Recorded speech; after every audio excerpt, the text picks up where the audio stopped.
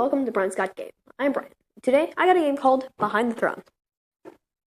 Behind the Throne is a 2 to 4 player press your luck card game published by Ares Games.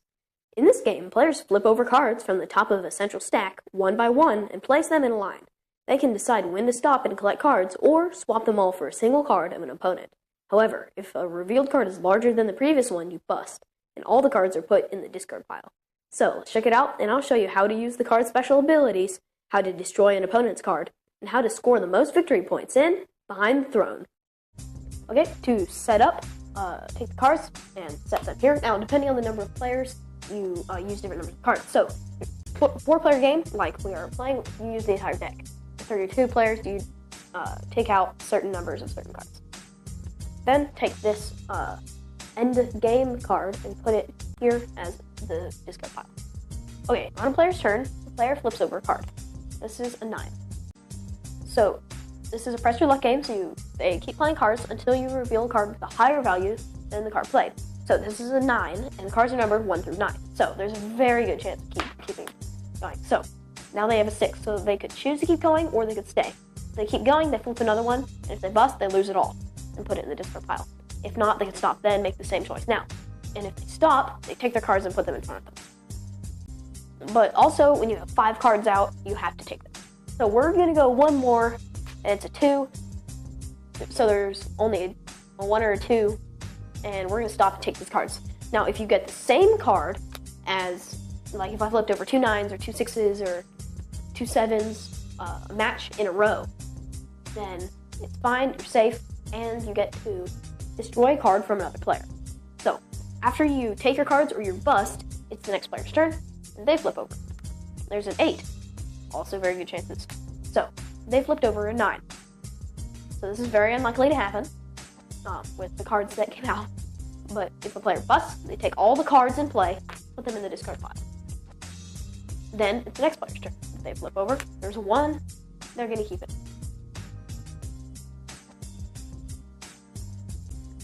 So, now it's the next player's turn, flip over, 8, 2.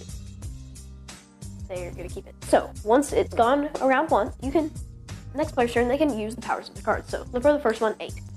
So, the powers for these are at the bottom corner. Okay, so, these cards have special abilities that you can play on your turn. So, 1, General. You can reduce the value of the latest card placed by 3.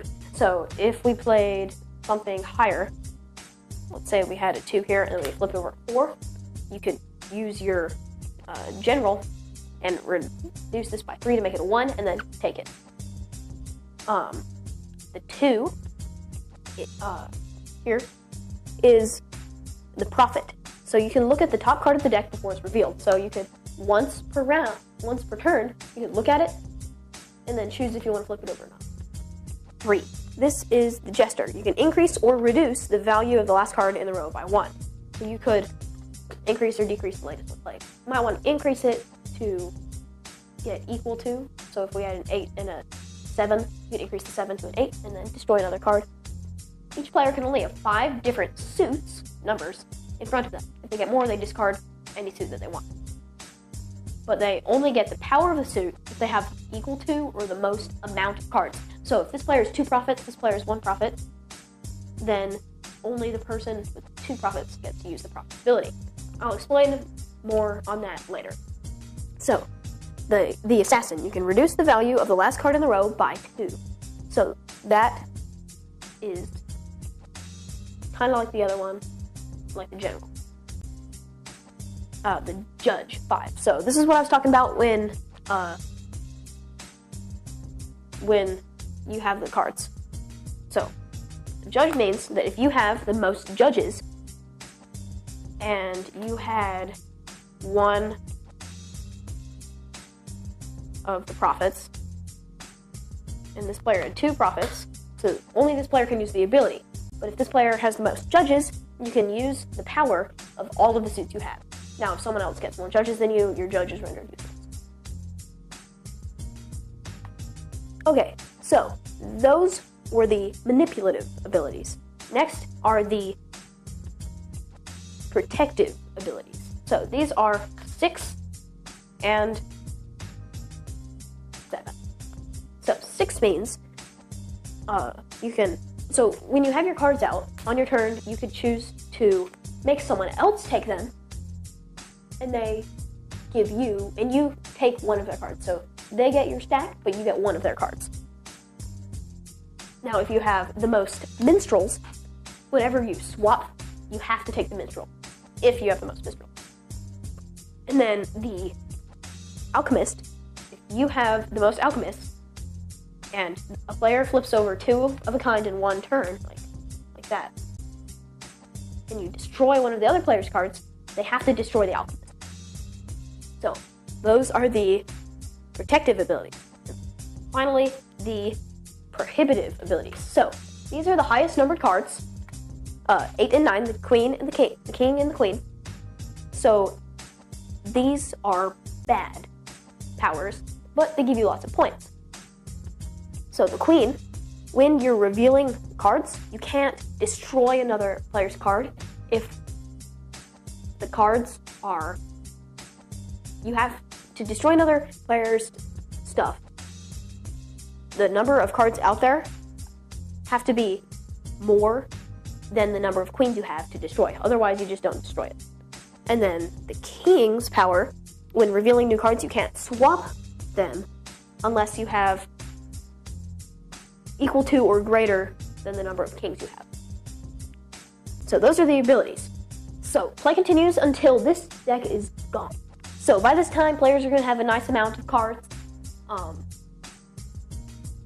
have to head to the end of the phase, and then we take all the cards from the discard pile, including the end game card, and shuffle it. And now this is the new draw deck. It's a bit smaller than the other deck because now players have cards.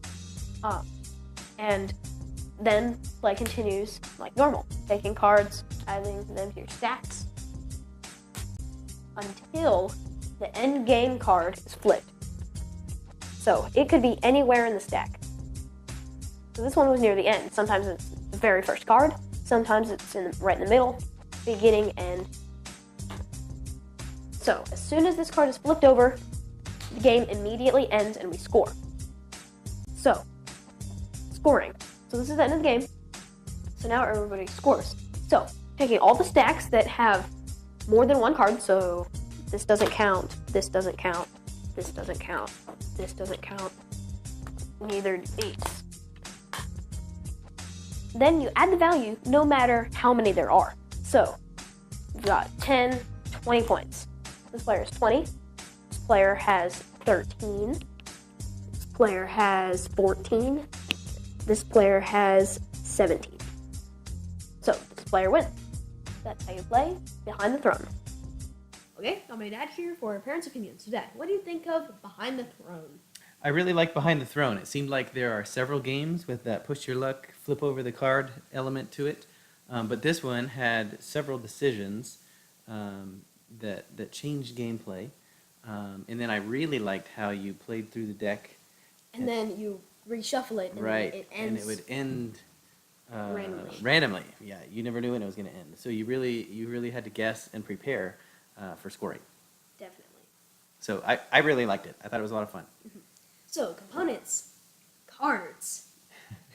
But they are nice. They are nice cards. Box is cool. And it has an insert, plastic insert. Plastic insert, yes. The artwork is awesome. I really, really love the artwork on this one. Each card suit has its own character. Yeah, it has kind of like an old Renaissance feel to it, and the artwork is very well done. Definitely. Strategy. So, when will you stop flipping the cards, and when you take them, which suits are you going to keep and go for, collect, and keep? Yeah, so there's a little bit of strategy. I mean, you want the lower cards at the beginning because they have good powers, but at the end you want higher cards to score more points. Right. But it's no good if you have 1-9. You need 2. Yeah, you need to have 2, and then there's only so many of each suit in the deck. And then you have to have the majority to use the power in the first half of the game, right? And then at the end, you just want to have more than one. So yeah, I mean, so there's decent amount of strategy there, and then there's I think what adds to the strategy is the minstrel and the alchemist. Definitely. So then there's a little bit of defense there, so that Now, kind of blocks if you people. don't have the majority, then you don't get special power. Right. And if you get an equal number, you could destroy something, which would then give you the majority, which then opens up all the possibilities. So, good deal of strategy in this very quick, very simple push your luck game. Yes. So easy for kids. I mean, yeah, I mean, they might not understand all the powers and the decisions there. Yeah, it does take a while to understand the powers. They do have the little icons on them, but I still, my first couple of games, I found myself looking in the rule book. Player aid would have been nice to have. Definitely. But other than that, great. Yeah, I mean, you flip your card. Is it bigger? No. Then you keep going. You got numbers on them, so basic counting skills. Right, but you can. I mean, you can change the numbers. True. Basic subtraction. Yes. So probably not for your elementary school age. I think middle school and up. I think this would be good for those ages. Definitely. So overall, good components, awesome artwork, strategy easy for kids. Yeah, I really like this one. Like I said, there's several of those games already out in that genre. I hadn't heard of this one. We went and saw Aries at BGG-Con. They showed us this new game. I really liked it. Yes, it was a lot of fun. It's one of my more favorite of that, flip the card and see if you bust genre, because of the decisions. Some of the others are really cool, but this one does give a nice twist with the strategy of changing the values. Yep. So thank you for watching Brian's Got Games. Like us on our Facebook page, send us a tweet at Brian's Got Games. Subscribe to our YouTube channel. I'm Brian. This is my dad. See you next time.